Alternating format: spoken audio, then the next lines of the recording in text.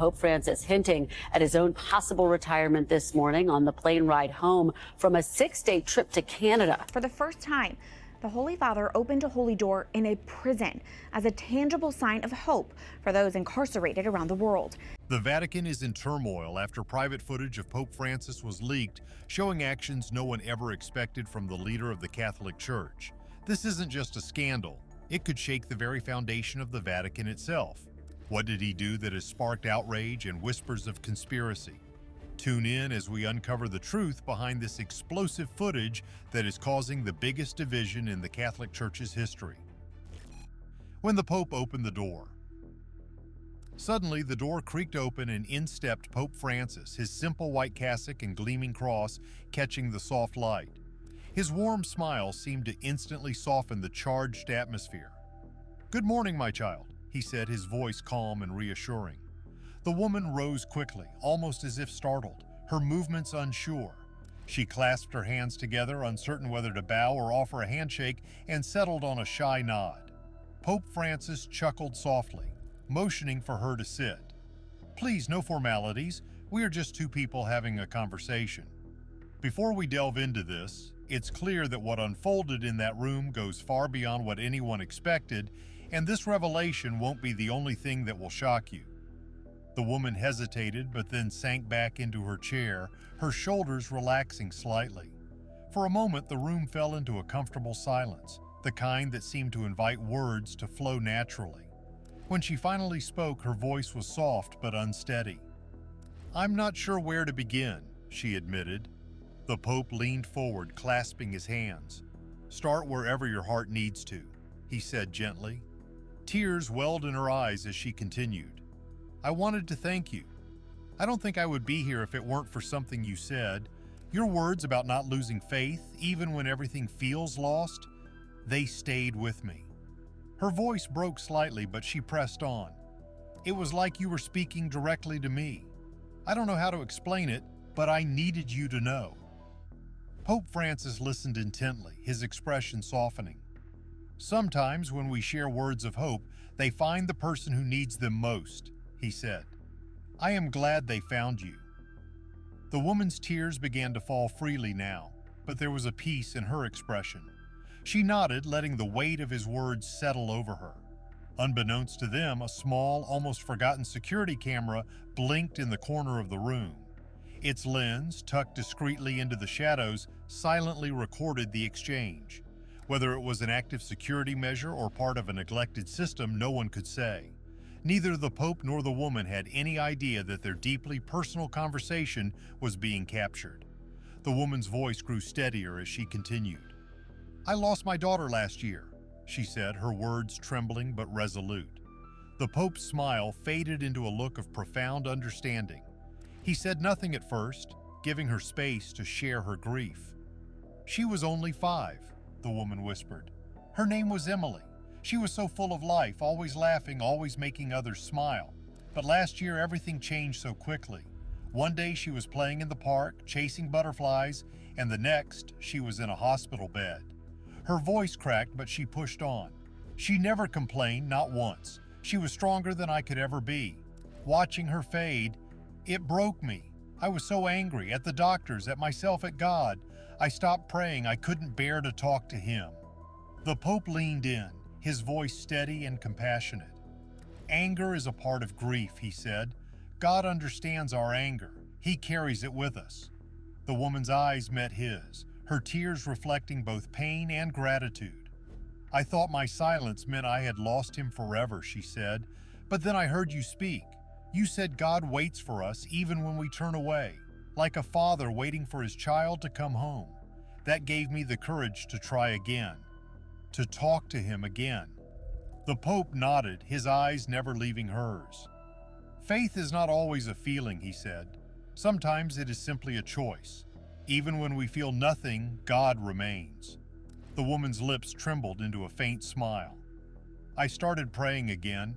At first, it felt like I was talking to no one, but then I felt her. Emily. Not like she was back, but like she was safe." As their emotional conversation continued, something unnoticed was happening, and it would soon change more than they could imagine. A sacred moment caught unseen. The room fell into a deep silence. The only sound was the steady ticking of the old clock. The camera continued to record, capturing every tear, every gesture, every whispered word. Pope Francis leaned forward, his voice barely audible. "She is safe," he said. "You have given her back to God, and God does not lose his children." The woman closed her eyes, letting the words wash over her. For the first time in a long while, she felt at peace. But outside the serene walls of the room, the camera's recording was becoming something far more significant. This quiet, deeply personal moment was no longer confined to the privacy of the room. Somewhere, someone was watching. The air seemed heavier as the woman straightened in her chair, her grief tempered by a quiet resolve. "I didn't come here just to thank you," she said softly. "I wanted you to know her story, Emily's story." Pope Francis nodded, his expression unchanged. "Please, go on," he said. As the woman recounted her daughter's life, her laughter, her bravery, her unwavering spirit, the camera captured it all. And yet its presence remained unnoticed, an uninvited witness to a moment meant to be sacred. The woman's words flowed, her voice steady even as tears streamed down her face. Pope Francis listened intently, offering words of comfort when needed, but mostly allowing her the space to share. "She taught me how to be strong," the woman said, her voice breaking. "Even in her pain, she never stopped smiling. She believed in a goodness I couldn't see. And now, because of her, I believe again." The Pope's gaze remained steady, his compassion unwavering. "Children have a way of showing us God's love," he said. "Even in their suffering, they remind us of his presence." The conversation continued, the woman's grief slowly giving way to a sense of healing. But the camera's silent recording transformed this intimate moment into something far larger. The footage, captured without consent, held the potential to ripple far beyond the walls of the Vatican. In the days to come, the footage would surface, igniting a wave of speculation and controversy. Questions would arise about the ethics of recording such moments, the sanctity of private conversations, and the broader implications for the Vatican. What was meant to be a quiet exchange of faith and healing had become something much larger, a reflection of the complexities of modern transparency and the boundaries of trust. The night was heavy, her room silent except for her muffled sobs. In her lowest moment, she switched on the TV, looking for something, anything, to hold on to. There he was, speaking softly about loss, faith, and finding strength even in life's darkest corners. His words seemed to cut through the void, landing directly on her shattered heart. For the first time in months, she closed her eyes and whispered, "God, if you're still there, don't let me feel this alone." Pope Francis, unaware of the ripple he had created, was now sitting across from her in the Vatican. The weight of her words filled the quiet room, her tears flowing freely. She explained how his message had been a lifeline, pulling her back from the brink. He listened intently, his face calm but deeply contemplative. Then, without a word, he rose and extended his hand toward her, signaling her to stand. Startled, she hesitated but eventually stood, unsure of what would come next. Placing his hands firmly but gently on her shoulders, Pope Francis spoke words that seemed to carry an almost tangible weight. "You came here to express gratitude, but you also came to release what you've been carrying. God has heard every word in your heart." Her voice broke as she admitted, "I still miss her so much." The Pope nodded knowingly. "You always will. Love doesn't disappear. It transforms. It becomes memory, presence, and even strength." While the world outside stayed busy, the moment in that room became more important than anyone expected. Praying for Emily together. Then, in an extraordinary gesture of shared humanity, he took her hand. "Would you pray with me for Emily?" he asked. The woman blinked, caught off guard. "Here? Now?" she whispered. His reply was simple and warm. "Here, together." Without ceremony, they bowed their heads, hands clasped, and prayed. His voice, steady and gentle, filled the room. "Lord, we give thanks for Emily. Though her time here was brief, her light touched many. Grant peace to her mother who carries her memory, and let her feel your love always." Tears streamed silently down her cheeks as she whispered, "Amen." The room was still, the moment profound. Pope Francis gently squeezed her hand before looking up and saying, God has not forgotten Emily, and He has not forgotten you. Her hand trembled as she covered her mouth, overwhelmed. It wasn't just the prayer that moved her, it was the simple act of kindness, the complete absence of pretense or barriers. In that moment, it wasn't about titles or positions, it was two people, one grieving and the other offering solace. Above them, unnoticed, a camera recorded the scene. It wasn't a polished, staged moment. The angle was unrefined, the lighting imperfect, but that rawness made it all the more powerful. When the footage eventually surfaced, it didn't ignite a frenzy, but spread quietly, touching hearts one by one. People paused, watched, and reflected. Some commented that it felt almost too personal to witness. Others found solace they didn't even know they needed. The clip resonated because it wasn't about grandeur or spectacle. It wasn't about religion or power, it was about being human. It reminded the world of the impact of genuine compassion, of truly listening, and of simply being present. One commentator summarized it best. Moments like this show us what it means to care deeply. The Vatican didn't release a statement, and the woman remained unnamed, her identity shielded. Pope Francis continued his work, unbothered by the attention the video drew, yet for those who watched it, the moment lingered. It became a quiet reminder that kindness doesn't need an audience to matter, but can still leave a profound mark when witnessed. As the prayer ended that day, the woman stood beside the Pope, her tears giving way to a sense of calm. He released her hand and motioned toward the door. "Shall we?" he asked softly. She nodded, exhaling as though releasing a weight she had carried for too long. Together they walked toward the heavy wooden door, their footsteps muffled on the carpet. Before stepping out, she hesitated, her voice a whisper. "Thank you," she said, her tone steady but full of emotion, "for reminding me she's safe. I'll never forget this day." Pope Francis's face softened into a warm smile. "And you must never forget," he replied, "that you are not alone. God walks with you and with Emily." She placed a hand on her chest as if holding on to his words and nodded. As the door opened, sunlight streamed into the hall. A Vatican attendant waited, ready to guide her. The Pope's parting words, "Peace be with you," stayed with her as she walked away, her steps lighter, her posture stronger. Above them, the camera captured the final moments of their interaction. The woman stepping into the light, and the Pope quietly returning to the stillness of the room. The video's power lay in its authenticity. It wasn't designed to inspire or impress, yet it did both. It spread like ripples on a still pond, touching those who stumbled upon it. Grieving parents, struggling believers, and even skeptics found themselves moved. It was a reminder that sometimes the smallest acts, a prayer, a gesture, a shared silence, carry the greatest weight. This moment, unseen by the Pope or the grieving mother, became a beacon of hope for many.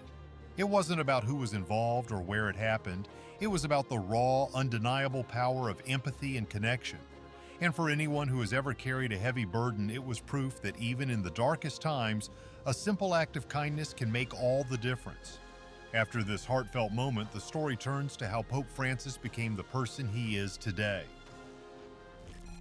From Buenos Aires to the Vatican. Jorge Mario Bergoglio, better known now as Pope Francis, came into the world on December 17, 1936, in Buenos Aires, Argentina. His family was modest with roots in Italy, and he was the oldest of 5 children. His father, Mario Jose, worked as an accountant, while his mother, Regina Maria, focused on keeping their home running smoothly. Growing up in the Flores neighborhood, Jorge's childhood was shaped by strong values of hard work and faith, traits his family held close. They weren't wealthy, but they were rich in principles that guided young Jorge's early years. Jorge's schooling started in public schools, like many kids in Buenos Aires. But as he grew, he moved on to study at Wilfrid Barón de los Santos Angeles, a school managed by the Salesians of Don Bosco. Later, he enrolled at a technical school called Escuela Técnica Industrial N Degree 27 Hipólito Yrigoyen. He graduated with a diploma in chemical technology, a field that briefly pulled him into the food processing industry. Yes, before becoming the Pope, Jorge was mixing chemicals and learning the ropes of industrial work. Things took a serious turn when Jorge was 21. He fell seriously ill with a lung infection that was so severe, doctors had to remove part of his right lung. While this was a life-altering experience, it didn't slow him down. If anything, it pushed him further into his faith. By 1958, at the age of 22, he joined the Society of Jesus, known as the Jesuits. His decision was bold and showed just how deeply he felt the call to serve something bigger than himself. Jorge began his Jesuit training in Santiago, Chile, where he studied humanities. Not stopping there, he returned to Argentina and earned a licentiate in philosophy. His education wasn't just about gathering degrees, though. Jorge had a love for teaching, and he put it to work by teaching literature and psychology at high schools while diving into his theological studies. It was this mix of academics and faith that shaped him into someone who could connect with people from all walks of life. In 1969, Jorge was ordained as a priest. This moment marked the start of a long and intense path in the church.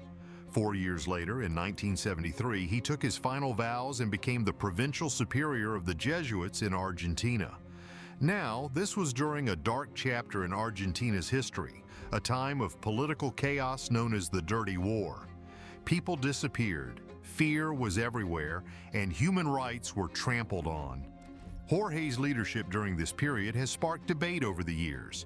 Some praise his efforts to protect people, while others raise questions about what more could have been done. It's a part of his past that adds layers to his story, showing the complexities of leading during a crisis. After his time as provincial superior, Jorge kept learning. He traveled to Germany for advanced theological studies, expanding his knowledge and deepening his connection to the church. When he returned to Argentina, he took on roles like seminary rector, professor, spiritual guide, and pastor. His days were packed with guiding others, whether it was through their studies, their faith, or both. He wasn't the type to sit still, always finding ways to give back to the church and the people around him. By 1992, Jorge was stepping into the big leagues of church leadership. He was consecrated as an auxiliary bishop in Buenos Aires. Just a few years later, in 1997, he was named the coadjutor archbishop. Then in 1998, he became the Archbishop of Buenos Aires. As an archbishop, Jorge's style stood out.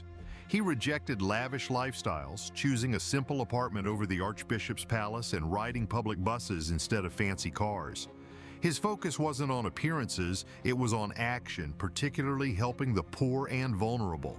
In 2001, Jorge got another big step up when Pope John Paul II made him a cardinal. This role amplified his voice and gave him more room to push for social justice. He worked tirelessly to bridge divides and emphasized the church's duty to care for the less fortunate. His humility and dedication earned him respect, but he also held firmly to conservative values, blending tradition with compassion in a way that set him apart. Jorge's rise wasn't about ambition, it was about serving others. His experiences in Argentina, a country marked by both beauty and turmoil, shaped his perspective. He'd seen poverty, injustice, and the struggles of everyday people. These experiences gave him a grounded understanding of what it means to lead with empathy and courage. His life became a testament to living with purpose, even when the path was rocky. By the time he was elected Pope in 2013, Jorge Mario Bergoglio had already lived a life packed with challenges and achievements. His early days in Buenos Aires, his work as a teacher and chemist, his time leading during Argentina's political turmoil, all of these moments built the foundation for his papacy.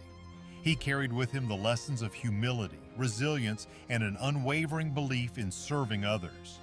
Pope Francis's story isn't just about titles and positions, it's about a man who chose to stay grounded in his values, even as he climbed to the highest rank in the Catholic Church. From the streets of Buenos Aires to the halls of the Vatican, his path reminds us that greatness often comes from the humblest beginnings. It's not about where you start, it's about how you choose to live, no matter where life takes you. The clash of two leaders in faith. Apollo Quiboloy has built a movement around the belief that he's divinely chosen to lead humanity into righteousness. Born in the Philippines, he founded the Kingdom of Jesus Christ, a religious group that he insists is the one true church. His followers, though relatively small compared to global religions, are fiercely loyal. Quiboloy's sermons, broadcast across platforms, often declare that he's the fulfillment of divine prophecy. Yet, for every devoted follower, there are critics who dismiss him as a narcissist or a manipulator exploiting faith for personal gain. Whatever people think, his influence is undeniable. His words reach millions. Before we delve deeper, it's clear that the story behind Apollo Quiboloy is far more complex and controversial than anyone could have expected, and this won't be the last revelation to shock you. Now, Pope Francis enters the picture. As the leader of over 1 billion Catholics, he's a figure of immense authority and respect. Known for his down-to-earth approach, he's been a breath of fresh air in a tradition-bound institution. Pope Francis has tackled modern issues like climate change and inequality while pushing for compassion and understanding within the Church. He's not afraid of criticism, even from within his own ranks.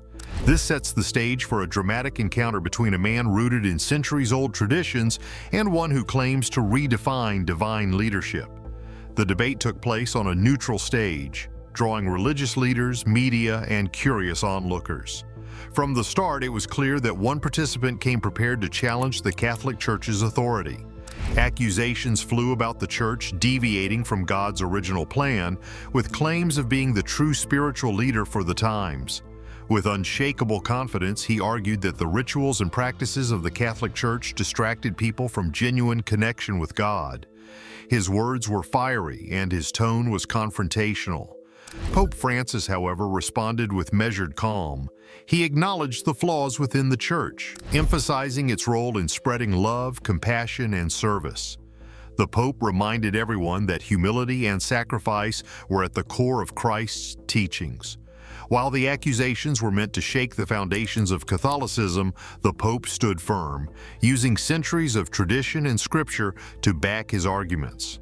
It was a classic clash of modern individualism against institutional wisdom. The debate became even more intense as it delved into theology. The concept of the Trinity, a cornerstone of Catholic belief, was dismissed as confusing and unbiblical. Bold claims about being a direct messenger of God were met with a steady rebuttal from Pope Francis, who explained the theological significance of the Trinity as a symbol of God's eternal and relational love. The contrast was clear. One relied on personal revelations, while the Pope leaned on centuries of collective interpretation and scholarly thought. Things got even more heated when the Catholic Church's wealth came under scrutiny. Accusations of hoarding riches while millions suffer in poverty were leveled with the question, is this what Christ envisioned? Pope Francis, never one to shy away from addressing uncomfortable truths, acknowledged the Church's complicated history with wealth, but highlighted its extensive charitable work. From feeding the hungry to providing education and health care, the Pope argued that the Church's resources were used to serve humanity, not personal interests.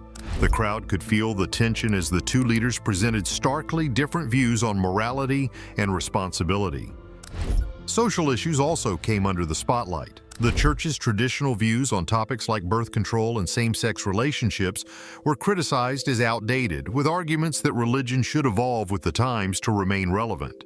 Pope Francis, while progressive compared to his predecessors, maintained that change must align with God's teachings and not simply bend to societal pressures. Their exchange highlighted a key divide. One vision of faith is dynamic and adaptable versus the Pope's emphasis on preserving core truths while fostering understanding. One participant didn't miss the opportunity to paint himself as a champion of the oppressed. Charitable projects were cited as evidence of genuine care for the marginalized. Pope Francis, with his signature humility, cautioned against self-promotion disguised as charity. He emphasized that true service is quiet and selfless, focused on outcomes rather than recognition. This subtle dig at the flamboyant style added another layer to their contrasting personalities. As the debate wore on, attacks on the Catholic Church became more pointed. Past scandals were brought up, questioning how an institution with such a history could claim moral authority. Pope Francis didn't shy away from these accusations. He admitted the Church's failures and emphasized the importance of repentance and reform.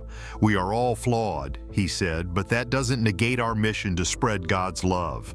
This moment encapsulated the fundamental difference in their approaches. One aimed to dismantle the church's credibility, while Pope Francis sought to address its flaws without abandoning its mission. By the end of the debate, there was no clear winner. Both leaders stood their ground, and their followers remained as loyal as ever. For one, the event was a platform to gain global visibility and challenge the Catholic Church's influence. For Pope Francis, it was an opportunity to reaffirm the Church's relevance and commitment to its core values. The debate sparked widespread discussions, dividing opinions along religious lines.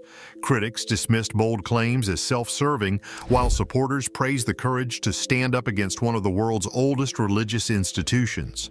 Pope Francis, too, received mixed reactions. Some admired his humility and wisdom, while others felt he didn't push back hard enough against the accusations. Regardless of where one stands, the debate highlighted the growing tensions within the religious landscape. This clash wasn't just about theology or morality, it was a reflection of deeper questions about leadership, authority, and the role of religion in an ever-changing world. The boldness and calm wisdom symbolize two vastly different approaches to faith.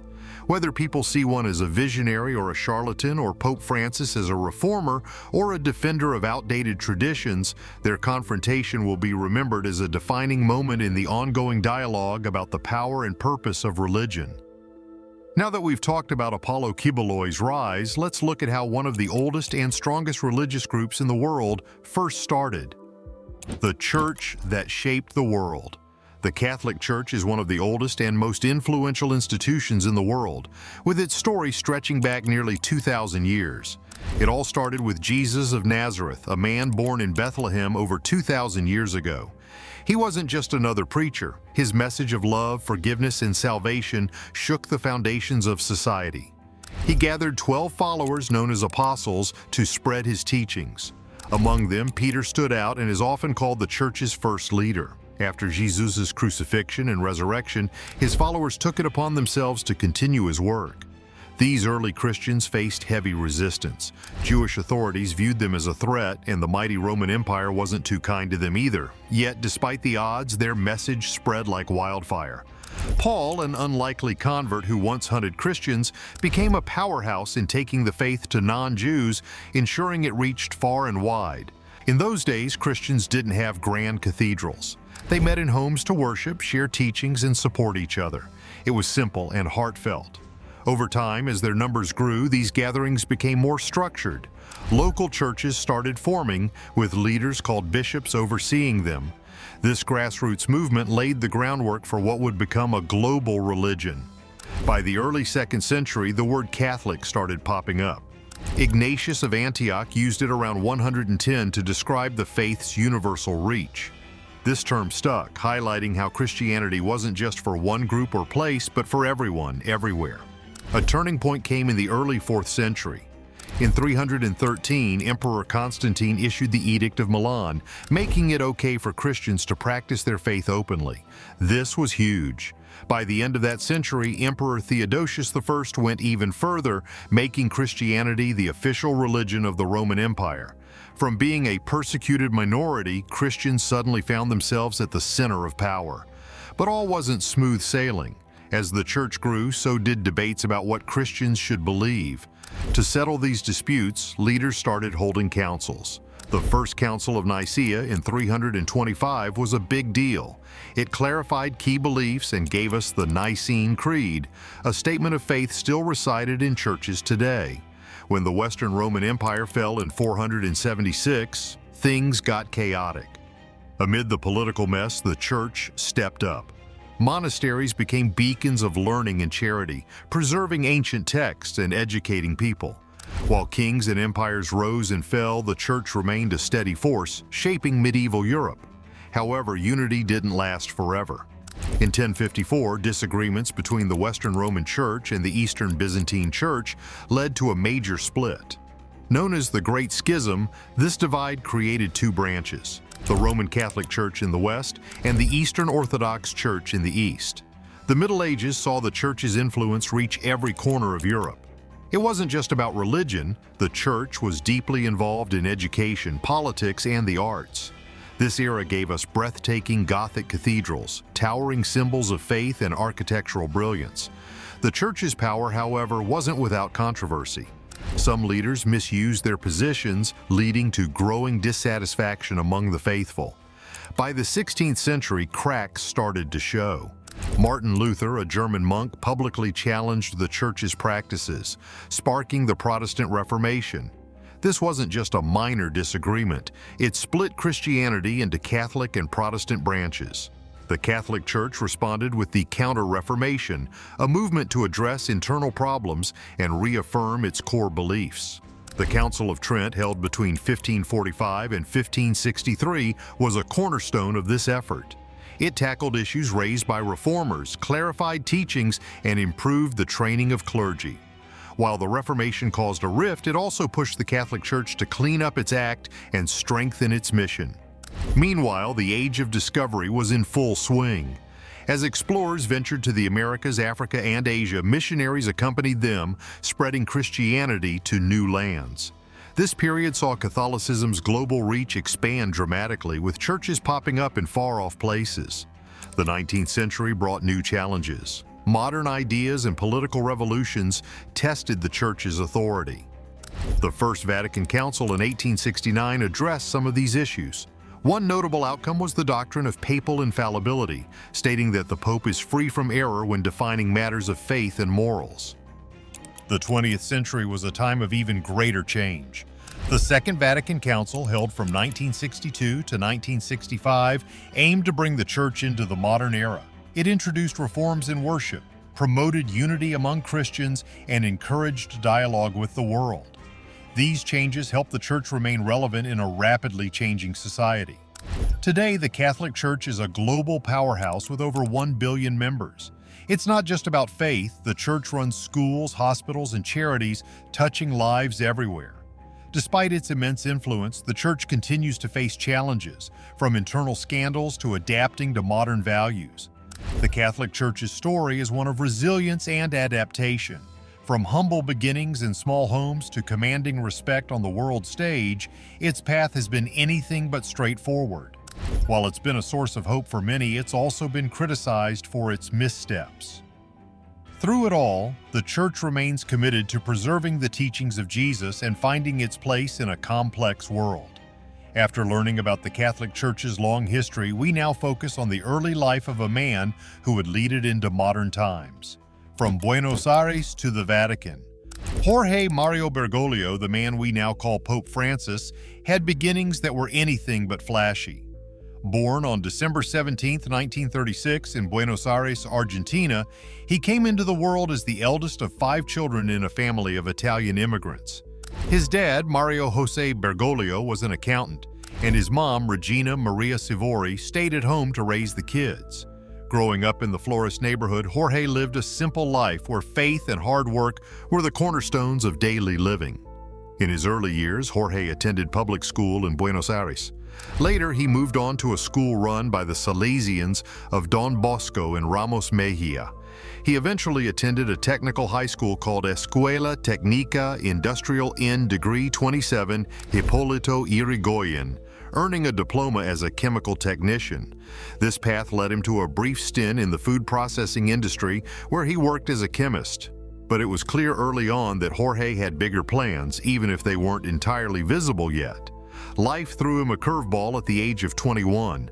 Jorge faced a severe lung infection that led to part of his right lung being removed.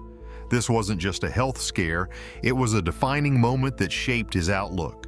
Instead of pulling back, Jorge leaned into his faith, finding purpose in what could have been a setback. By 1958, he joined the Society of Jesus, better known as the Jesuits, setting himself on a path that would intertwine faith, education, and leadership for decades to come. As a Jesuit novice, Jorge studied humanities in Santiago, Chile, before earning a degree in philosophy in Buenos Aires province. This wasn't a man content with half measures. Alongside his studies, he taught literature and psychology at high schools, juggling his academic pursuits with a growing commitment to teaching. By 1969, he was ordained as a priest, a milestone that marked the beginning of his formal service to the Church. Fast forward to 1973, and Jorge was already making waves. He took his final Jesuit vows and became the provincial superior of the Society of Jesus in Argentina. This wasn't an easy gig.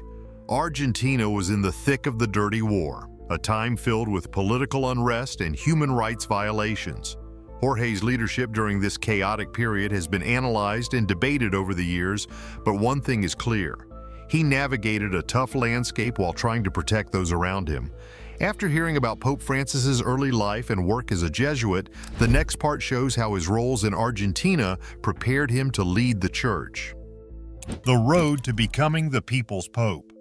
After his time as provincial superior, Jorge didn't slow down. He went to Germany to continue his theological studies, deepening his understanding of the church's role in a complex world. When he returned to Argentina, he wore many hats: seminary rector, professor, spiritual director, and pastor. Each role highlighted his dedication to education and pastoral care, showing a man deeply invested in both the intellectual and spiritual growth of others. 1992 marked another major step. Jorge was consecrated as an auxiliary bishop of Buenos Aires. 5 years later, he was named coadjutor archbishop, and by 1998, he stepped into the role of Archbishop of Buenos Aires. Here, Jorge's humility and focus on social justice became even more apparent. He chose a modest apartment over the Grand Archbishop's Palace and was often seen taking public transportation.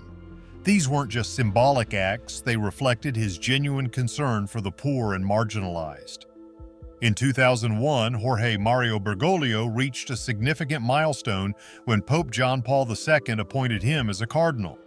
This marked a turning point in his life, as his influence and reputation grew not only within the Catholic Church, but also among people outside it. As a cardinal, Jorge became widely recognized for his strong dedication to social justice and bringing people together. He stood out for his humility and his focus on creating understanding through open dialogue, in a world often filled with elaborate traditions and showy displays. Jorge's early life and career were deeply shaped by Argentina's political struggles and the hardships faced by its people. Growing up in a nation marked by social inequality and economic challenges, he witnessed the struggles of ordinary people and carried those lessons into his work. Whether he was teaching, leading a congregation, or serving as a cardinal, Jorge consistently focused on serving others and helping those who had the least. His leadership style was never about authority or personal gain, but about uplifting those who needed it most. From a young boy in Buenos Aires to the leader of the Catholic Church, Pope Francis's life tells a story of strength, hard work, and a deep commitment to others. His path was not an easy one, but every challenge and experience shaped him into the leader he would become. His choices were guided by humility and a belief in service, values that stood out in every stage of his life.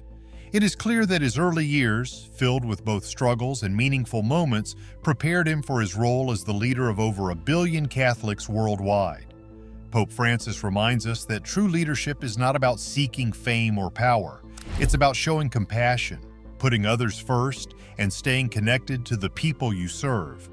His approach reflects a deeper understanding of what it means to lead, not through force or wealth, but through kindness and humility.